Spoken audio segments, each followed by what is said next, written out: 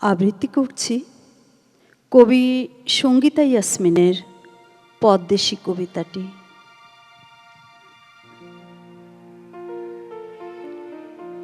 আগে কেবল দেশটারেই পর মনে হইত, তাই তোমারে পদ্দেশী বইলে ডাকতাম।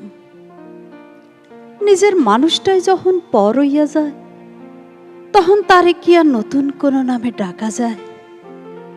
একটা অসীন মানুষ কেমন করে কলজেটার মধ্যে আসন গাইডে বসেছিল। দিন যায় রাত যায়, বেয়ানেতে সন্ধে হয়। আমাকে দুটো পরাণ যেন একই ডালে বাসা বান্ধা দুটি উড়াল পক্ষীর যান। কৈতরে লাহান বাগবাকুম কইরে আমাকে দিন শুরু হইতো। সেসব কথার কোনো আগা মাথা ছিল না, তয় কথার মধ্যে ছিল কামিনী সুগন্ধি আতর। তোমার গলার স্বরে ভাসে আসতো কাশফুলের নরম পশমি হাওয়া। কি নীলাজ সে হাওয়া, আমারে কেবল ছুটি চায় সকাল সন্ধে। শত কাজের মধ্যে আমারে কইরে রাখে বিবশ।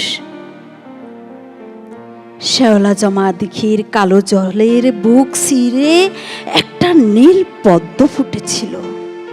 বিষে ভরা সে পদ্ম তোমার কবিতা ছন্দে হঠাৎ ঝলমলায় উঠল।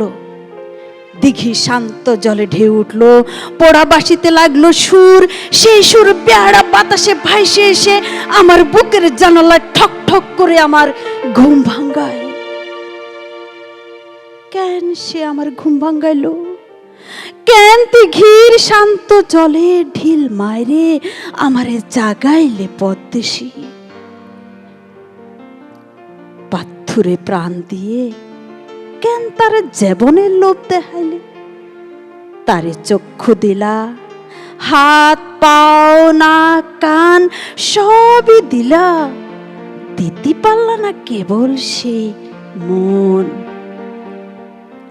চোখের মধ্যে আফিম ঢাইলে দিয়ে এমন বিদিশা বানাইলে তারে এই ঘোর আন্ধারে আমি চিনি না এই আমারে। আমি জানি কবিতা তোমার পিরান ভুমরা, কবিতার লাগে তুমি সব কিছু করতে পারো, ছাড়তে পারো সব। আচ্ছা কবি, কবিতা তো স্বপ্নের মতন সুন্দর। স্বপ্ন তো মিথ্যা, মিথ্যাও কি সুন্দর?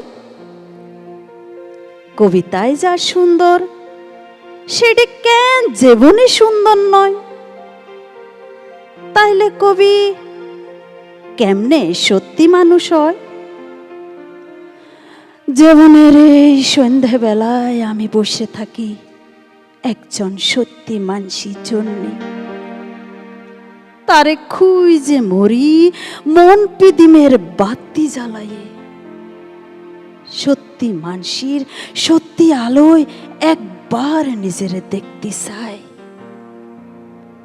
তোমার কবিতার কসম পদ্দেশী, একবার অন্তত একবার কইয়া যাও আমার অপেক্ষা মিথ্যা না, আমার চক্ষু মিথ্যা না।